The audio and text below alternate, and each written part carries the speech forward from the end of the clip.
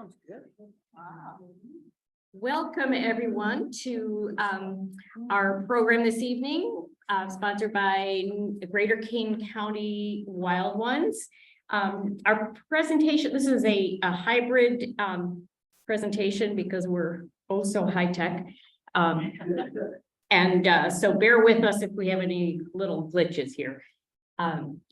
The topic tonight is one that I would say is near and dear to our hearts, but maybe in not such a loving way, but it is a topic that we all grapple with.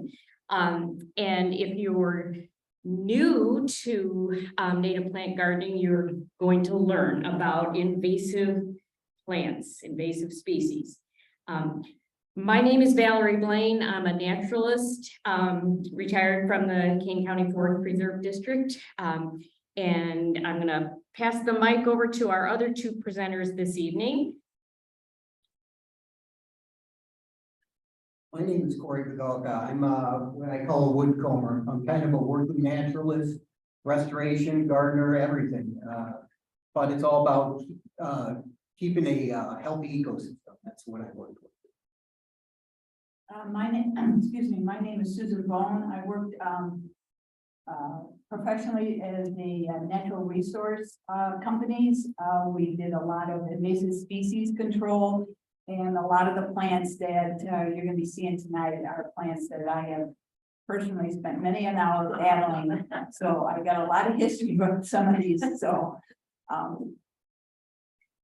Right. Well, we're going to provide a little background first, and then after the background introduction with some basic terminology and so on, we're going to open it up to questions, and would like it to be just kind of a conversational atmosphere. So you'll be able to ask any of us here, and I'm most likely going to always refer to Sue and Corey, who have tremendous knowledge of battling these invasives.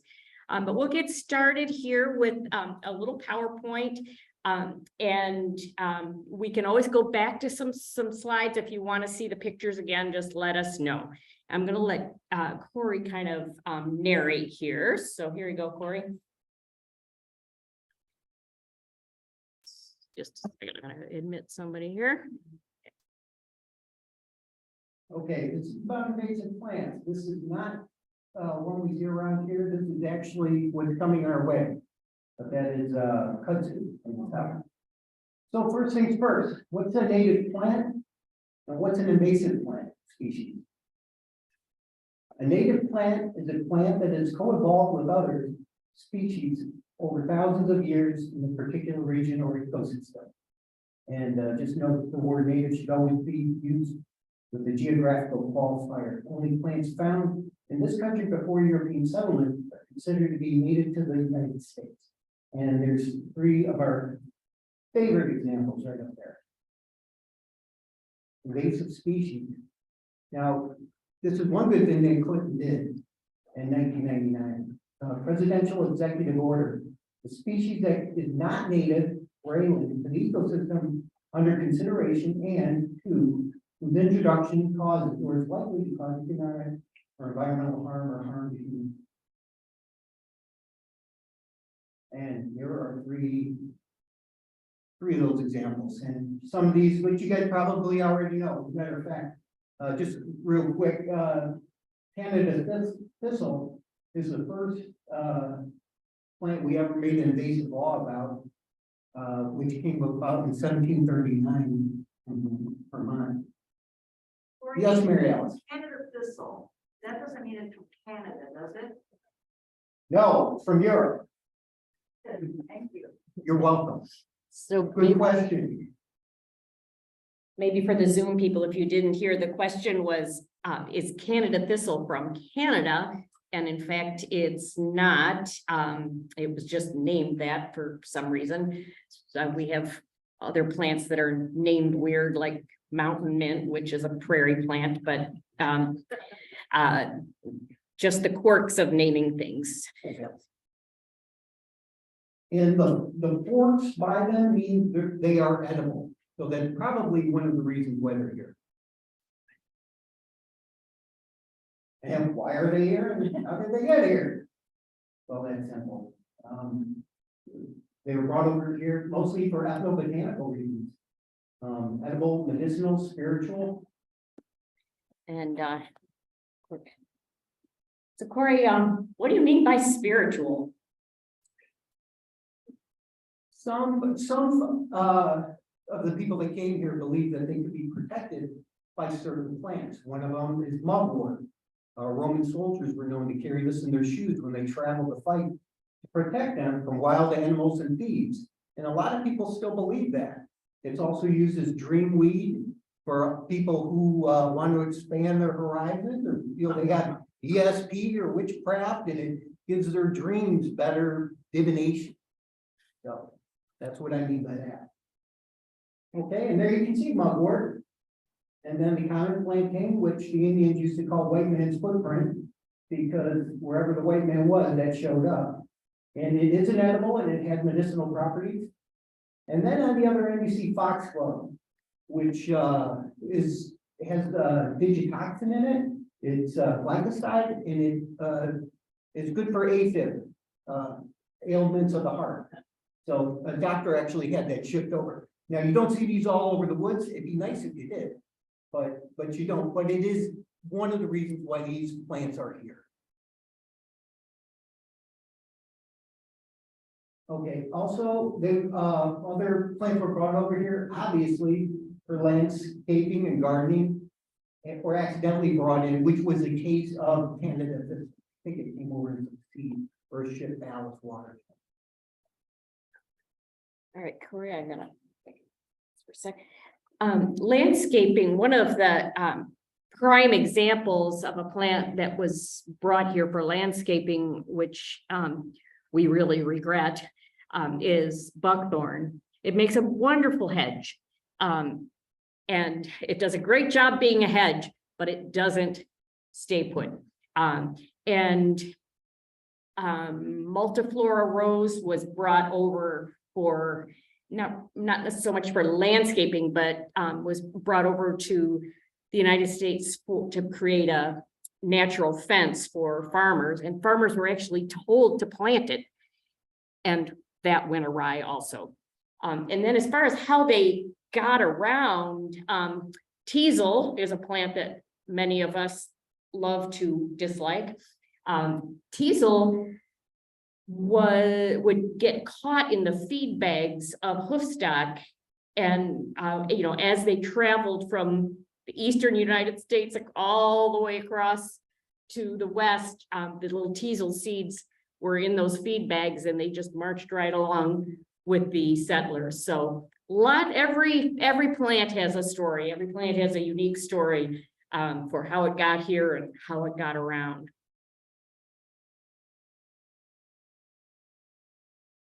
Okay, so what do invasive plants do? They don't climb all over school buses when they stop, but they could. So first, they cause billions of economic damage a year. They outcompete natives. They crowd out the natives. They use up the resources. They decrease biodiversity and form monocultures. And they change the soil chemistry. And that damages the ecosystem by disrupting the food web.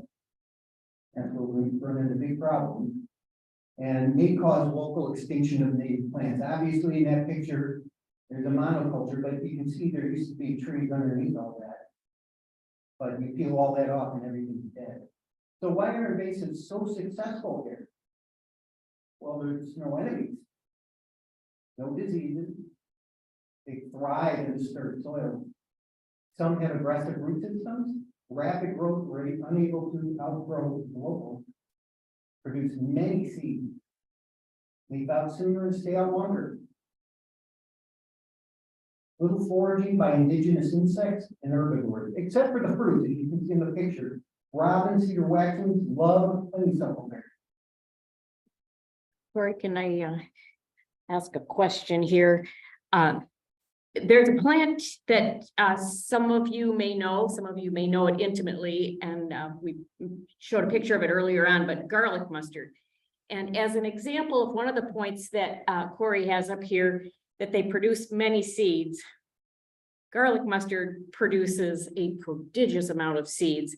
And I can never remember, does anybody here remember how many seeds one garlic mustard plant? 3,000. And those seeds stay viable in the soil for 5 or more years. 10 years. 10 years. That's more than 5. Wow.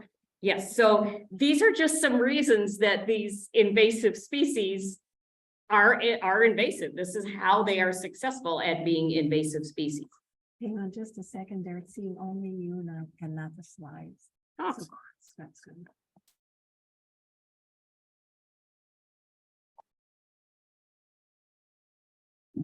These are growing pains, hybrid growing pains. Should be seeing it now. I hope you're not seeing me anymore. So are the slides visible? Somebody call in. Call 1-800. 1-800, see the slides. See the slides. Are we good? Now I can see the slides. Okay. Thank you. All right. So again, there are a lot of reasons that invasive plants are incredibly successful.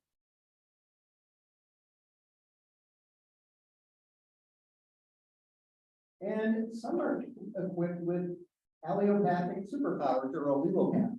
Now, that's a big word, and what all that means is that it has a chemical in it, much like our black walnut does, which is juglone, that inhibits the growth of germinating and growing other plants. A lot of our invasives have this. They grew up in tough neighborhoods, and now they're in the wimpiest neighborhood there is probably. So they have a lot of advantages over regular guys. Oh, here we go. This is one of our major nemesis, common buckthorn and glossy buckthorn. And if you can see, you can kind of see the last name, cathartica. For common buckthorn, it's a laxative. So when birds eat this stuff, they just poop it right out. And some little birds actually die, pooping, dehydration. So it's not very good. And one of the ways you can identify it is you see the bud there on the, if you're looking at the screen, far left corner, it looks like a buckroof of a thorn coming out. And then the cambium underneath, if you cut the wood a little bit, it's got an orangey type of sapwood, they call that. And then there's a glossy part, which looks a little different. And that's more in the wet areas.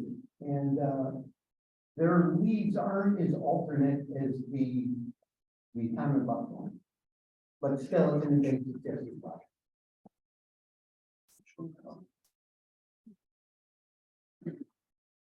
Hey, Corey. And one giveaway for some of our invasives is that they will retain their leaves into December. So if you're walking in the woods in December and if you see green leaves, it could very well be a buckthorn or a honeysuckle. I was called by downstairs that the people that are doing the Zoom, they can't see the screen, it's focused, I think it's focused on. I think we got it. Yeah, that's that. Okay. Sorry about that. Oops. This is yours.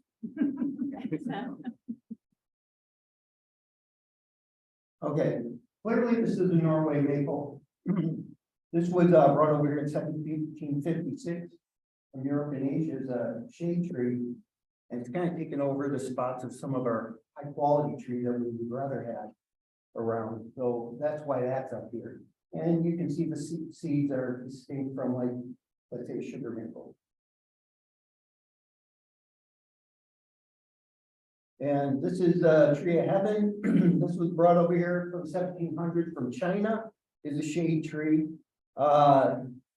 This tree also had allelopathic properties, which inhibit the growth of other plants. And this is the leaf scar, kind of a heart shape. This looks a lot like sumac, so don't get the two confused. But it is a fast grower, and it's one of those ones that will grow down and get into your water pipes and damage them. So that's why that's another pain in the butt, but it grows very fast and it takes over. Is anybody want to talk about that? Well, I just want to say for those of you who are zooming, there was an audible moan when we put this slide up. Sue, do you want to talk about this lovely tree? Yes, it is a lovely tree for about 2 weeks in the spring, and for the rest of the year, it's god awful. It's a tree that, you know, the nursery service or nursery growers develop because it has this great, you know, blossoms in the spring, but then after that, it's escaped from many of our, you know, plantings. They said at first the seeds were not viable. Well, they were wrong. So now it has invaded a lot of our woodlands and a lot of our prairies and our meadows, and it's a huge problem down south, and it's becoming a huge problem up here. And it's a weak tree also. It's damaged by wind and ice. It's not a long-lived tree, but it's a horrible tree to have in your yard because you're going to have a lot of little trees. And a lot of people don't like the smell of the flowers either. They say it smells very rank. So if you had this in your yard, I would seriously think about getting rid of this tree. Oh, the honeysuckle. Yeah. Okay, these are the bush honeysuckles we're looking at that you see a lot in the, well, forest preserves and yards and everything else. Marrows and Amur and the Picarian. And these are the common bullies in our woods that cover a lot of space where you could have some nice viburnums, some nannyberries or other good high quality plants. And of course, pollinators do enjoy the nectar, and we enjoy their smell, but they produce all these berries, and the birds like those too when they should be good native stuff. They're getting this rubbish. and Whoops, oh, go back. go back. And that's just for those of you who don't know, that is a branch of a honeysuckle. They're very characteristic.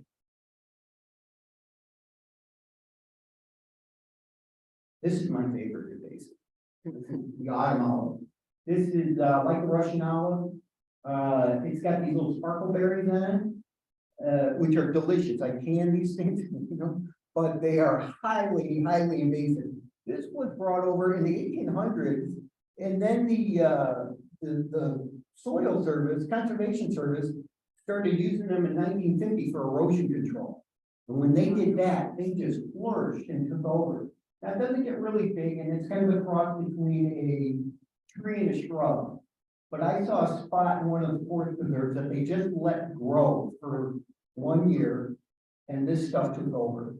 And it just like gangbusters, and nothing else can grow. It's a nitrogen fixer too. It puts nitrogen back in the soil, which isn't a bad thing, but it really loads it up. Corey? Where is it? One comment I wanted to make about autumn olive is the growth rate. This thing grows like Jack and the Beanstalk practically overnight. If you see a small autumn olive one day while you're hiking, if you go back a few days later, it's already giant. And one thing to note, Corey just mentioned, this is a nitrogen fixer, and some of these other invasive plants do provide food for wildlife. It's not that a plant is ever bad. There's not really a bad and a good in the natural world. We're looking at it through you know, our anthropocentric viewpoint, and even though we may be, you know, kind of dissing these plants, they had a very good function where they were native. And it's just that here things are when a plant or an animal is moved from its place of origin to a totally new place, it really just kind of messes up the order of things.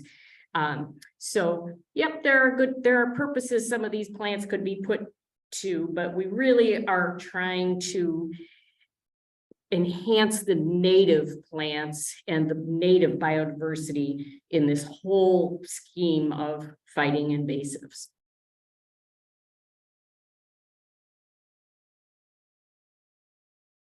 Now come the shrubs. I want Sue to talk about some of these shrubs because she deals with a lot of them. Gladly, all of these shrubs are, pain in their butt in our natural areas. They've all escaped from the landscaping, that they originally were brought over for or developed for, and they all now have escaped into our woods and into our prairies. And, the euonymus especially is gotten to be really ubiquitous. It's all over the place. And so is the high bush cranberry. We do have good native shrubs that could replace it. You know, we have an American high bush cranberry, but for some reason that has been ignored, and European is now what you see everywhere. So here again is like we've dismissed our American plants over these European or Asian plants, thinking they were better, and they're not. So.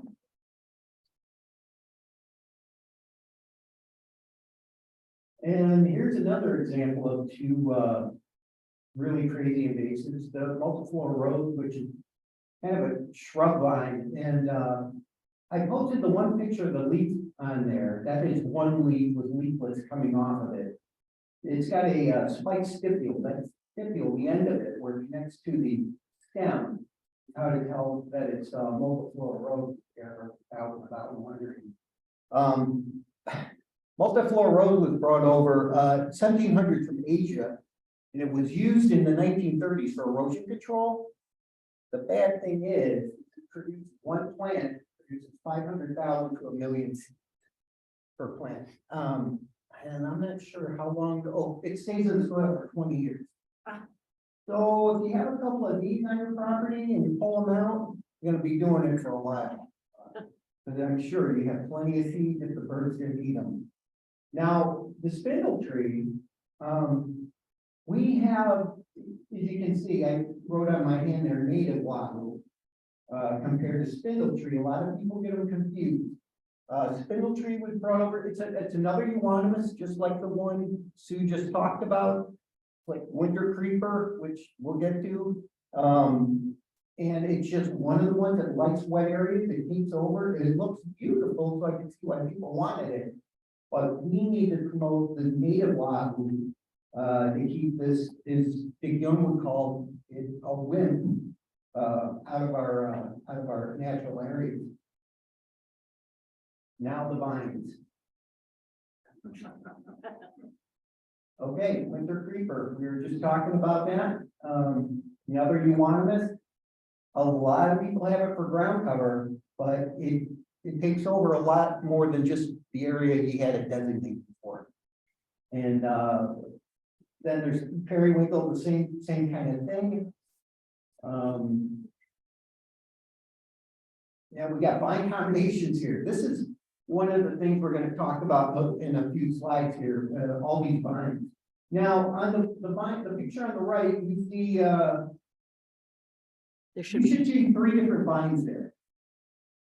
One's poison ivy, one's grape, and one's Virginia creeper. And they're all struggling to climb up that one tree. Yeah. Now, I think most of those guys are native. On the other hand, the picture on the left is a conglomeration of Oriental bittersweet. I think you got some creepy Charlie in there, but it's climbing over things that are native, that are like Virginia creeper, and I think there's some euonymus, there's some pachysander in there as well. I won't tell you who jarred that. This one is an arch enemy of mine, field bindweed. This stuff, there was a study done by a couple of students in North Dakota State University. In a 6-month growing period, after germination, one of these seeds in a big tank through about 1,000 feet. One plant. Now, on the right is exactly what it does. It blankets a whole area. And if you peel that off there after about 5 months, there won't be much living underneath there, so we'll kill everything underneath there.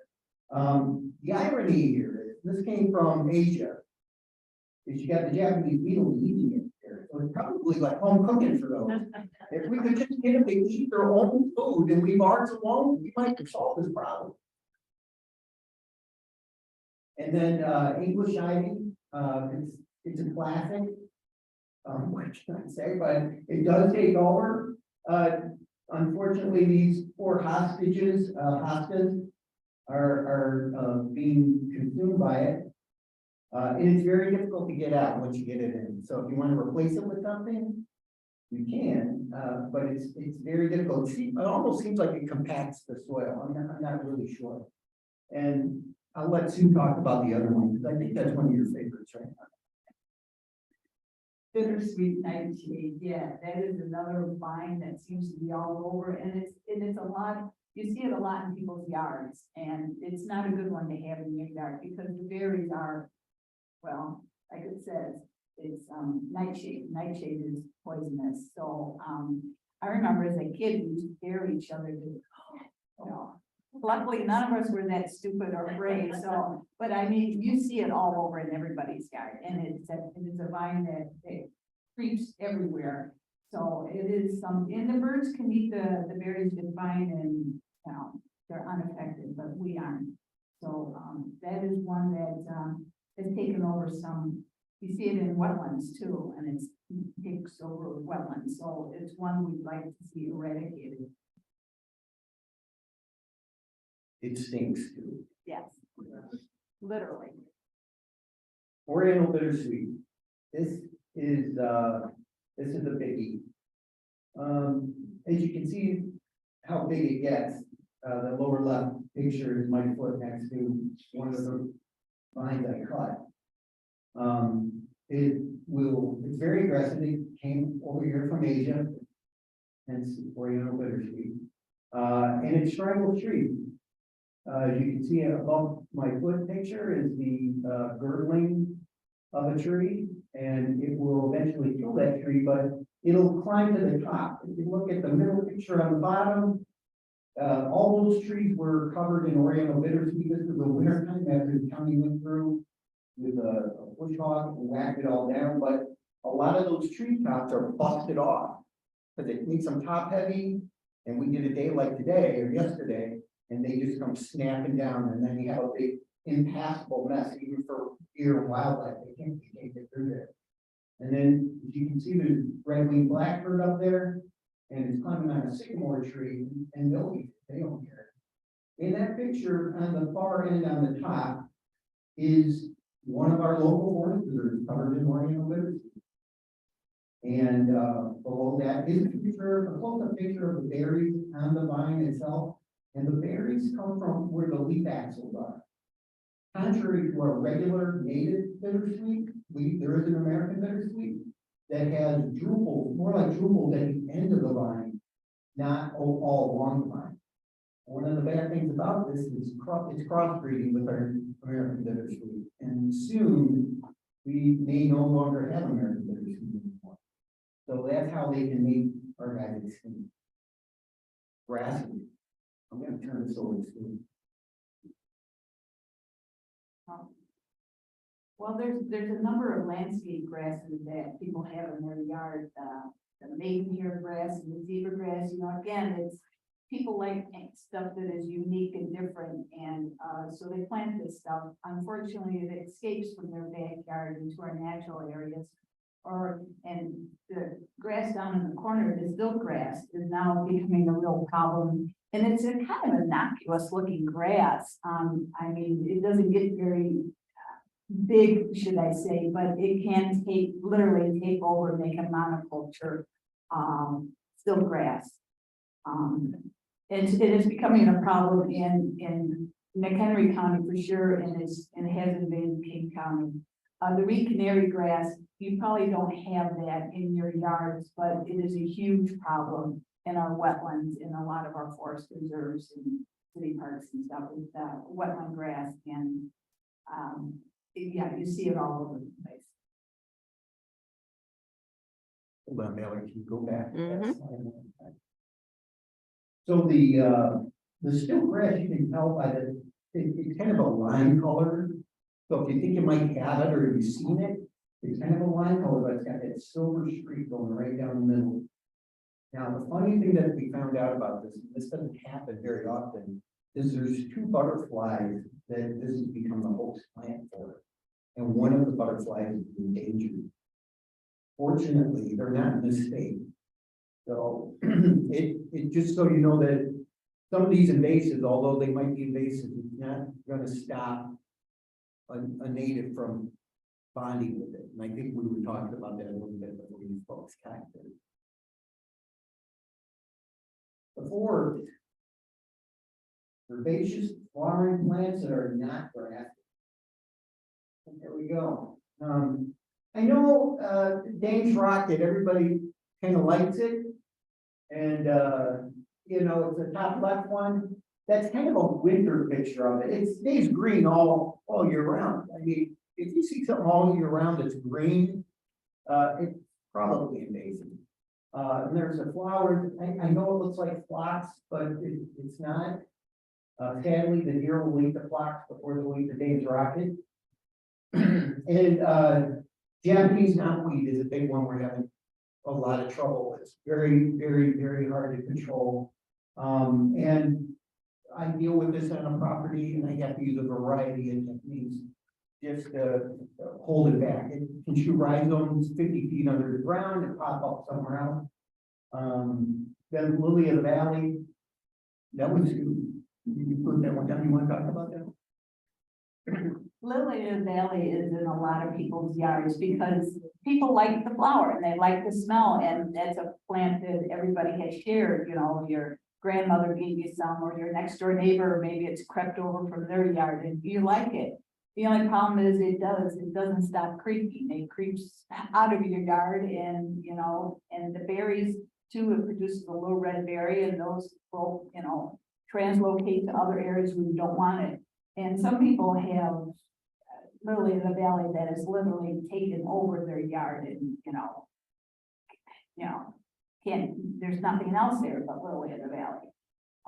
The same for that European bellflower. That is another hard one to control once it establishes itself. And that's another plant that people like and often put it in their yards because it's got this pretty, you know, lavender flower that sticks up. And so, you know, any plant that somebody gives you for free, do not take. Do not take, run away from them and say no, because that's the only way they were able to get rid of it. So is by giving it away. So anybody giving you a flower or a plant, say no, no, thank you. Because those are the ones that just keep giving and you don't want it to give anymore. What's that European bellflower? Is that spread by birds? Which one? This- Bellflower? Whether it's spread by birds, the European bellflower, you know. The seeds are really small. The seeds I are small. Don't think it would be It birds. could be wind, the wind could, or, you know, Yeah, other critters could move it around, but I have seen it in my neighborhood and it pops up in these weird places that you would think, how'd they get there? So, yeah, once it establishes itself, it seems to spread around pretty easily. The one way to control it though is to mow it down low, keep mowing it low. Don't let it get high. Mary Alice? difference between that and the American bellflower. I can tell you that. The European bellflower is a perennial and it's very deep, it's quite deep rooted also compared to the American. The American gets a lot taller too, and it's a lot more, this one just gets kind of like the single raceme coming up with flowers on it. The American has branches that come off of it. You know, just because it has the word bellflower, you know, the flowers are somewhat similar, but it's you know, the names don't go by so much just the common name. So for those of you on Zoom, the question was, how can you tell European bellflower from American bellflower? So that's what we were discussing. My experience is that the European bellflower, the flowers are more bell-shaped than our the native bellflower. And I've noticed they used to be the same genus, but now they've put our native bellflowers in a a different, well, okay. So they've been playing around with the taxonomists, love to keep us on our toes, but as you probably could tell by now, a lot of the non-native plants really are pretty. And it's not a matter of aesthetics, because we're really concerned more here with the ecology, the ecological ramifications of having these invasives. Because yeah, it's too bad that a lot of them are really pretty and it's kind of hard to get rid of them sometimes, but we just have to think our native plants are very pretty too. So, this is one that I am absolutely plagued with in my woods. It's got a few neat names, bishop's weed or goutweed. At first it comes in subtly, like as the picture on the left shows, it's just a subtle little ground cover, but it is so aggressive. It soon will cover an entire area and nothing else is can grow in there. It flowers, it's a biennial, but it doesn't even flower every 2 years, because it can go for a long time without flowering.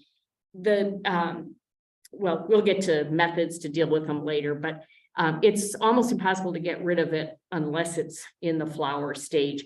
Corey put a picture up there in the middle of its growth habit. If you try pulling bishop's weed up, you're just going to break off the little green part and the rest of the plant is alive and well, and it will come back with a vengeance. So this is a garden plant that has definitely gone awry. It's a real challenge. Some of you may know Jack Schuba, who's a botanist here in Kane County, and he was the one that told me that the way to deal with bishop's weed is to move.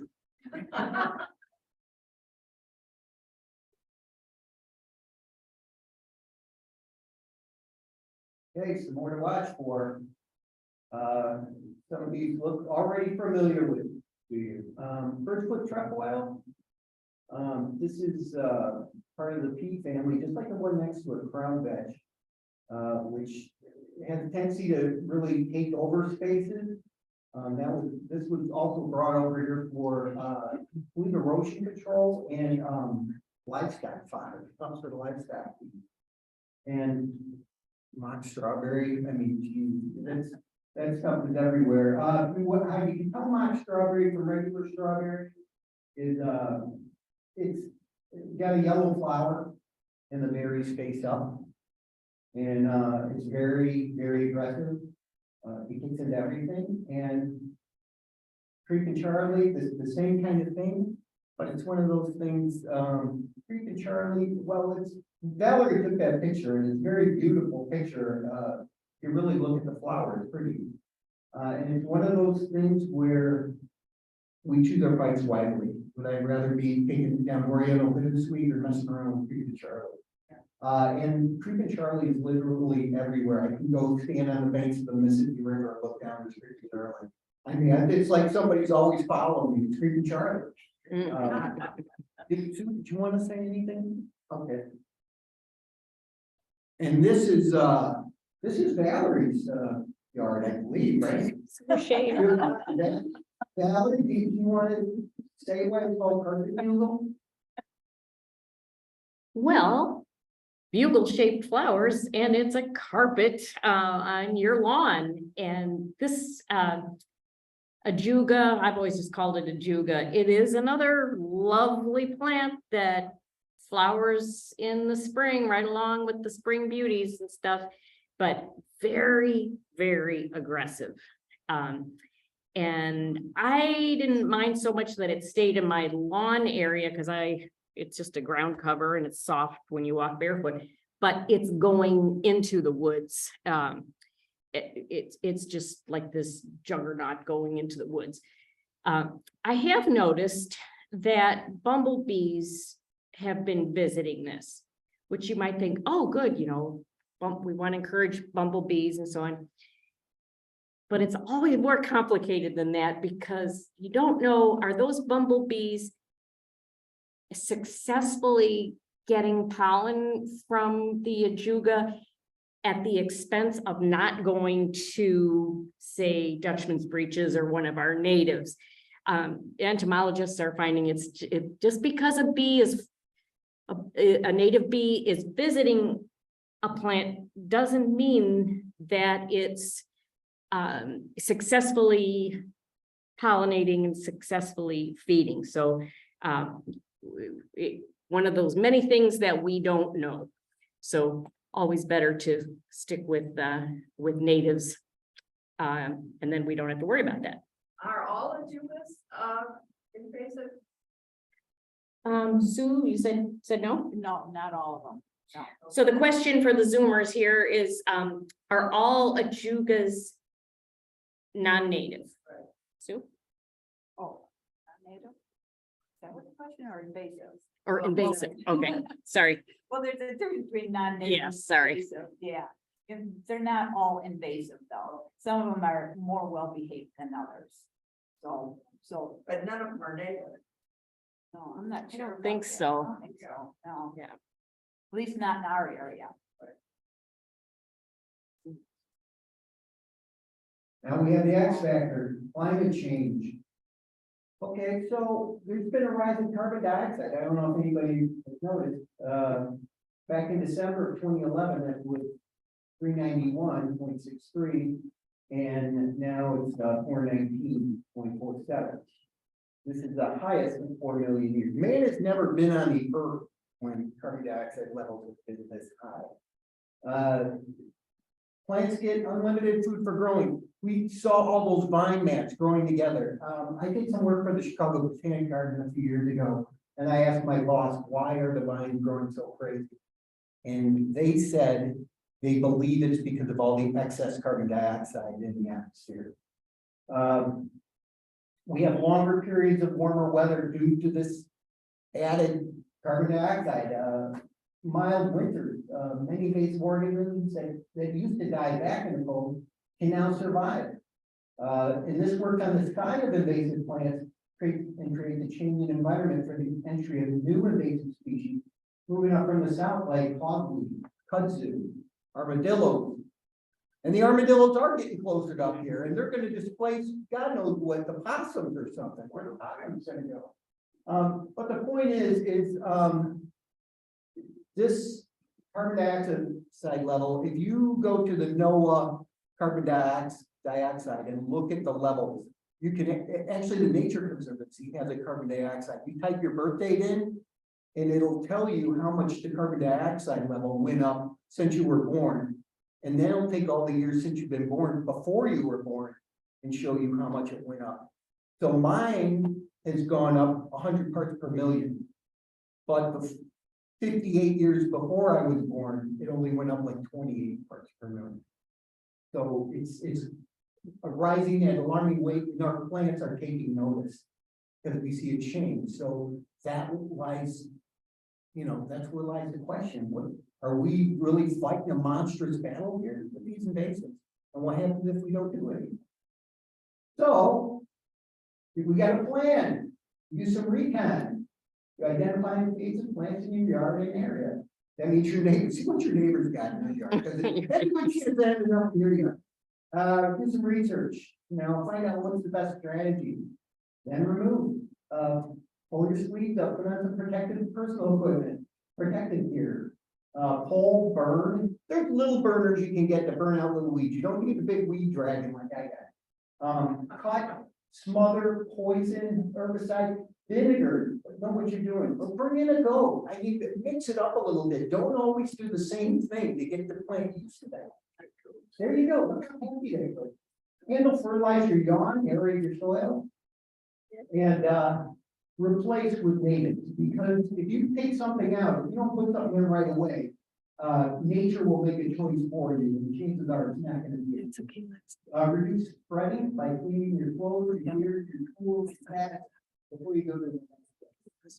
Remember, monitoring is important. It's easier to maintain your, to get in shape. And then be responsible, especially with poison. Say no to neonicotinoids. These are what cause beehive collapse. These really affect bees. And then get involved in local parks, forest preserves, and wild ones. You'll learn a lot. A quick question. In case you haven't heard what neonicotinoids are, maybe Sue or Corey, you want to explain that real quick, and how can you say no to them? Okay, how can you say no to them? You can do something else. These were mostly designed to affect the systemic system of insects.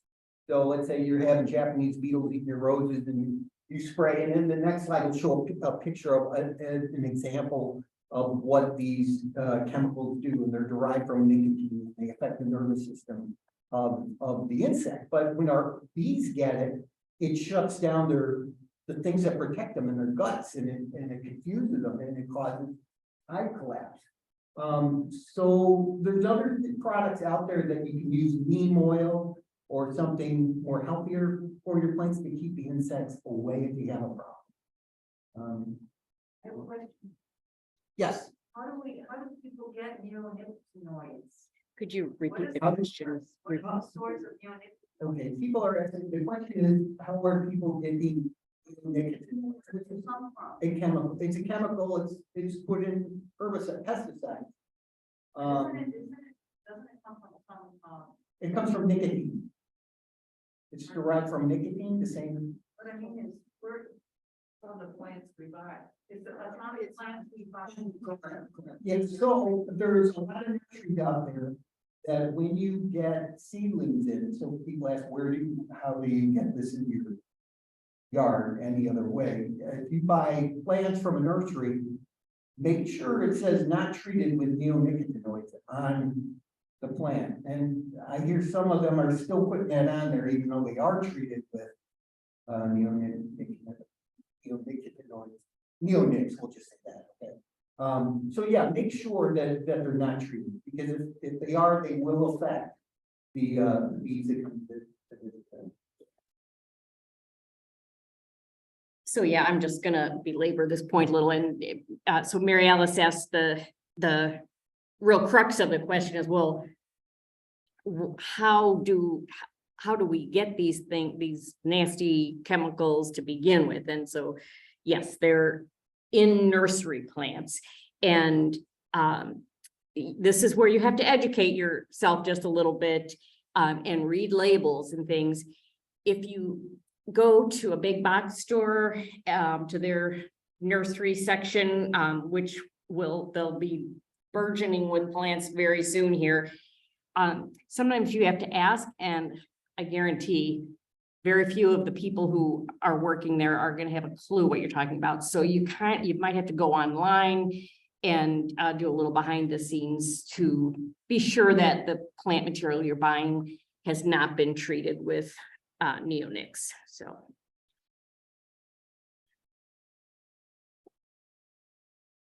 And here's an example. This product right here, you can find it in your local hardware store. I can say which one. It has imidacloprid in it. Imidacloprid is a neonic. I think there's 3 major ones, but by law they have to put on the label, on the front of the label, what is in it, the major active ingredients. And so it will be one of the 3. If you look it up, I think it was clothidian and imidacloprid and I forget what the other one. I know they're big words, but you can call that number also. That's just not for pesticides, that's for herbicides too. So take a screenshot or do whatever you need to do. But that's a wealth of information that might also be in your handout. That are here. I'm gonna do a little blur on this here.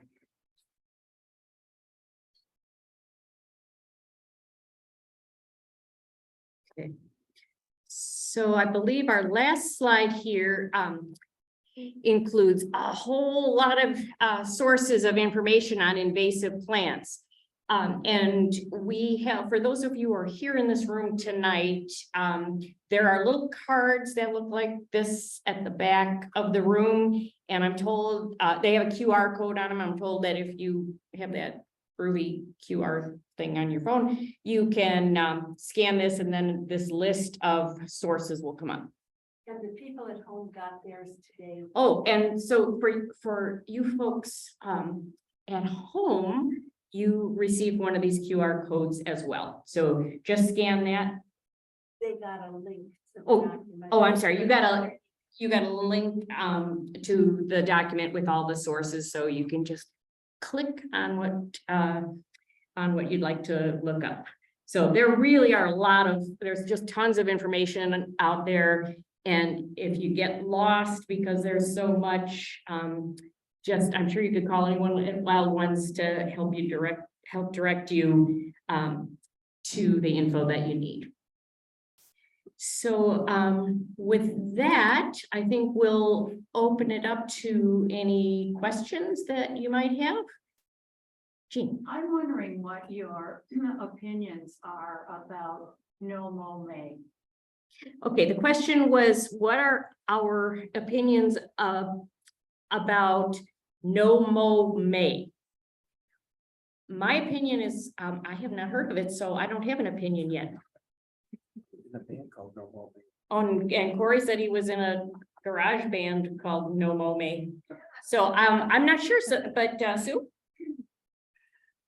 Sure, we just, many of us attended the seminar up at McHenry County College when there was a presenter who was asked that question. And he said that he was against it.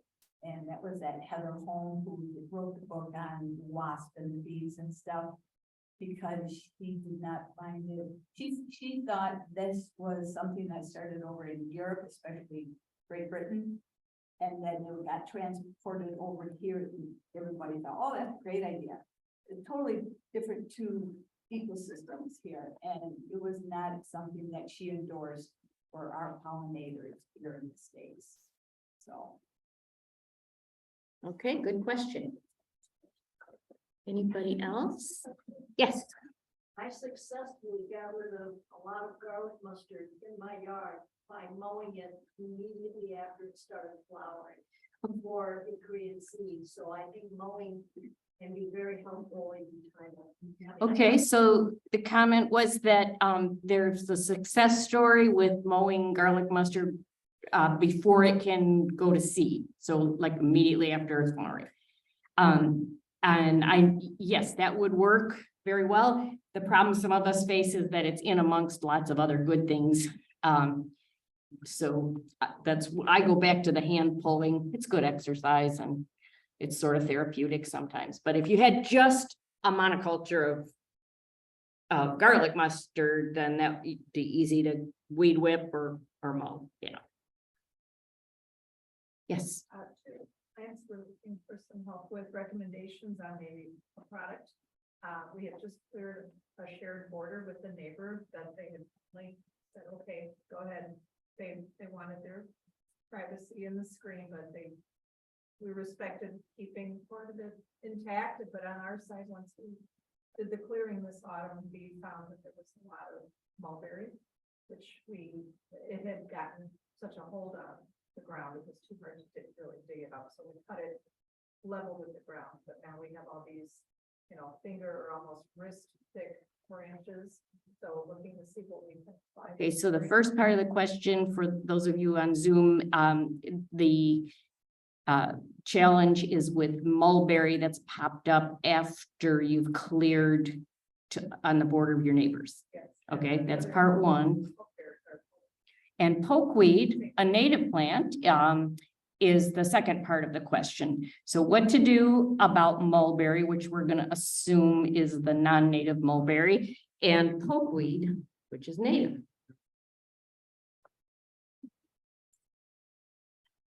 Yeah, for the mulberry, any woody plant that you cut almost except for maybe an evergreen, you're gonna have to apply an herbicide to it because it will resprout. And especially buckthorn, you cut buckthorn and you don't apply an herbicide, and it's gonna, a dozen to 20, 30s, little side shoots are gonna come off, or it's gonna make it even a worse appearance than what you had before. So you almost have to apply an herbicide to the cut stump. But will regular Roundup really make it? There's Roundup for stumps. Make sure you repeat the question Yeah, for the there Zoomers. is you have about the Roundup, and there is a Roundup for stumps that you can buy, or else you can buy the concentrate to make your own solution up and apply it. And usually we apply it just to the cut stump itself, and you just have to apply it to the outer cambium layer. You don't have to apply it to the center of the stump, because that's dead tissue anyways. You just have to apply it to the outer. But it is important that you apply it within an hour after you cut it. So you're gonna have to you're gonna have to recut it and then apply, because the plant will form like a skin over that cut, just like Like a scar. just like a scar, yes. So you do have to put something on it right away so the plant will absorb it. And the nice thing about Roundup, it is systemic, so it will go down into the plant and kill the whole thing and not just, the top part. And as for pokeweed, pokeweed is a native plant, but we do have native plants that are somewhat aggressive. And especially if you have a small yard, you would not want to encourage that pokeweed. And that pokeweed is something that I would cut to the ground. You can do that now. You're not applying herbicide. You could apply an herbicide in the cut after you cut it down, but you could just keep cutting it, and eventually that will, it'll- Especially if you cut it right after it flowers. Yes. Before it makes seed. That's always the weakest. I'm sorry, somebody suggested cutting it right after it's flowered. But that is always the weakest point for a plant, is to cut something right after it's flowered. Because it put all that energy into making that flower. Now all it's gotta do is produce seed. And so if you cut it at that point, that flower used up a tremendous amount of energy to get to that point of the flower. So when you cut it down, it's in a very weakened state. So, Thank you. And just to say on that, on that, in that vein, same thing with bishop's weed. I found that when it does flower, that's the time to go in there and get it, because it will be exhausted after that. So You may want to say something about how you apply it. how to apply Roundup. Well, like Sue mentioned, for woody plants, different herbicides work in different ways. So we'll just take the example of Roundup, which you can buy off the shelf at the big box stores or in garden stores. It, as Sue said, it's systemic, and that means it will get into the system of the plant, which is very effective. But in order to be effective, you have to apply it to a fresh cut. And I'm just kind of emphasizing what Sue said. You don't need to put a whole lot on. We don't want to put any more chemicals into the environment than we have to. Just the outer ring of a stump is where the growing part of the plant is. So you just need to dab it all along the outside of the stump. For foliar applications, that's a little bit different. So if you're going to be spraying the leaves of a plant, the problem or the challenge with that is whatever is around that plant, any little stray droplets of the herbicide are going to affect what's around it. Sometimes you can use a paintbrush and painstakingly paint on just the leaf that you want. If you have an entire morning off, you can try that. There's different ways, yeah. A good technique is to use a foam brush that you get at the hardware store, you know, a little 59-cent 2-inch foam brush, and then just, you know, just pour a little bit of the herbicide into a little can or a small container. You don't need, you know, ½ inch or so, and just dip it in there and go around the edge of the plant. And you can do that as foliar too. You could, you know, dip it in there and do like Valerie was saying, just on leaves, and that they'll enter the plant and it'll kill it. Of course, don't expect that, you know, I wouldn't do, you know, a same solution that you do for a woody plant as a deciduation, you know, like garlic mustard type thing. You would use different concentrations of the herbicide. So. And as always, read the label. The label on your herbicide will tell you how much time needs to lapse for it to dry before it, say, a rain or something like that. So we always try to do it when it's not too windy, so the wind doesn't take the herbicide where we don't want it.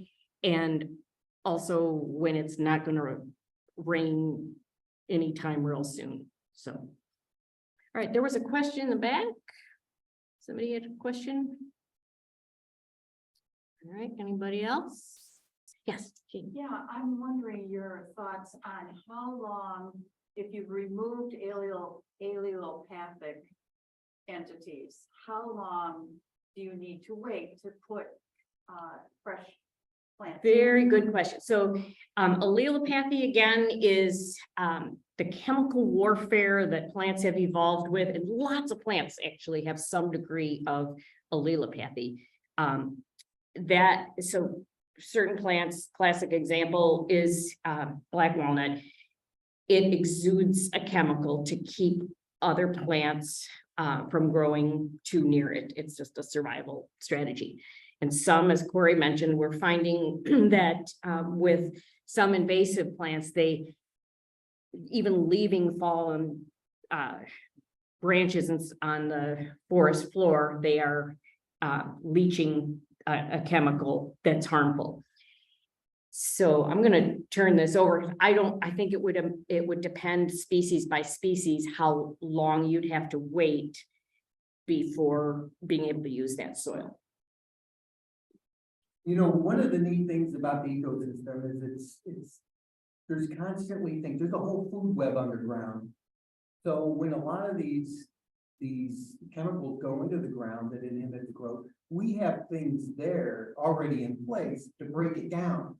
Bacteria, mycelium are really good at breaking down complex chemicals and do things that other plants can use. So I would think with rain and good fungus that it would be probably no time at all. But if you left a buckthorn on the ground for a year, I think all the chemical would be out of it. I just think the mycelium would just use it all up.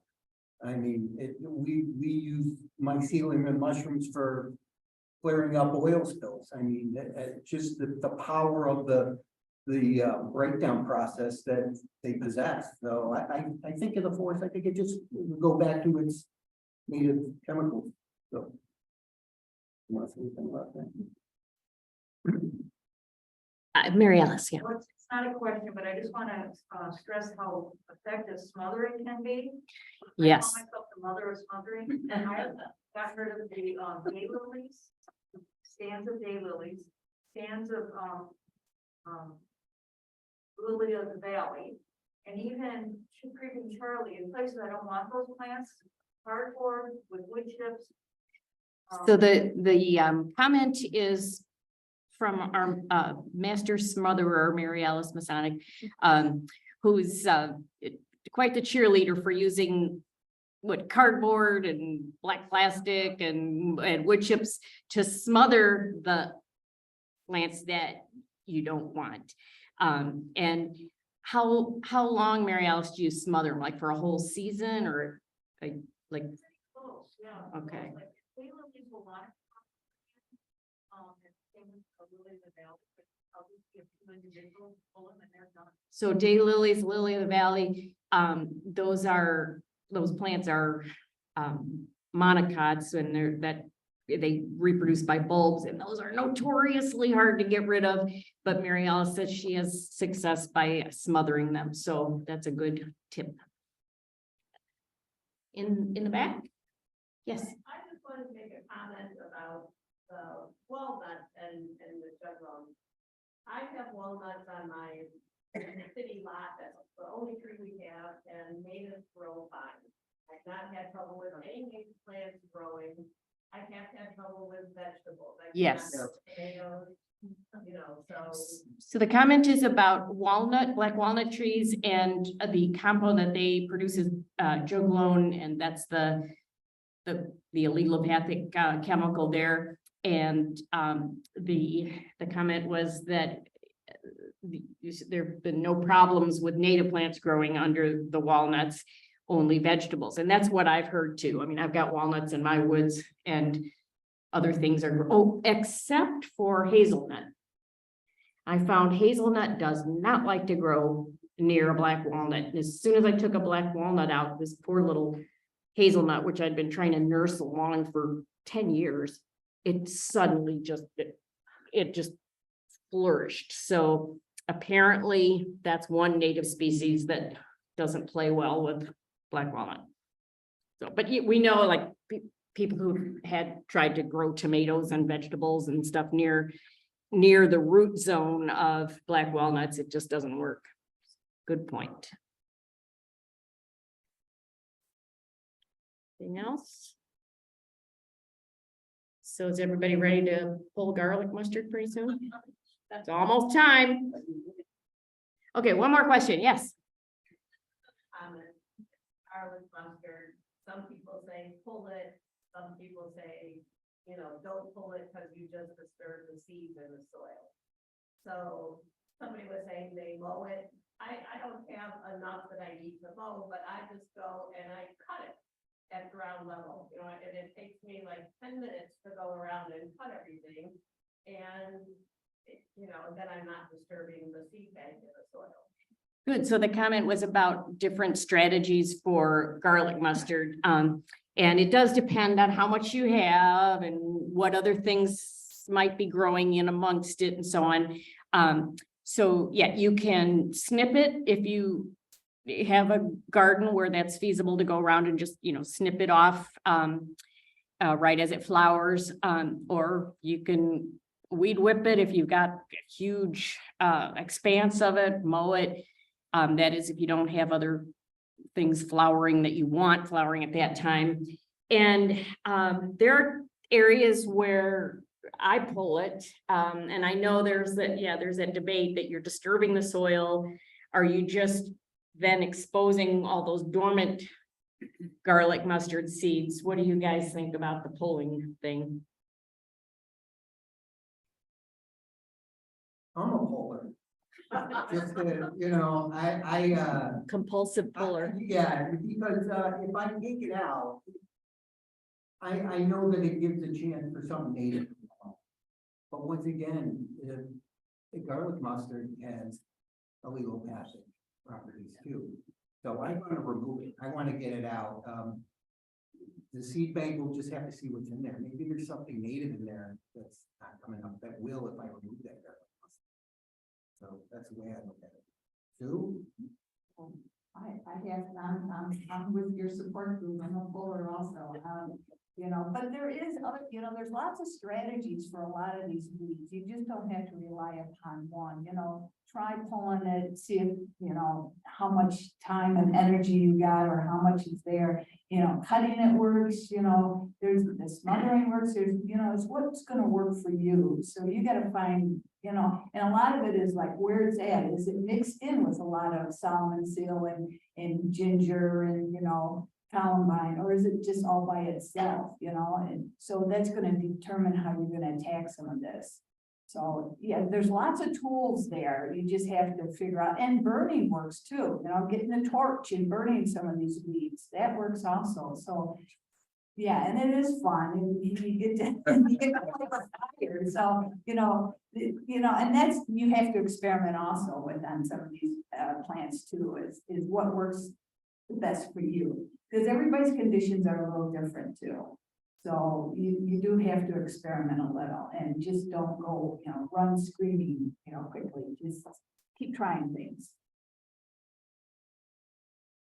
All right, if there's no more comments or questions, I think we'll close. Thank you all very much for coming this evening and keep up the good fight. And look forward to seeing those native plants in the spring. Thank you. Good night.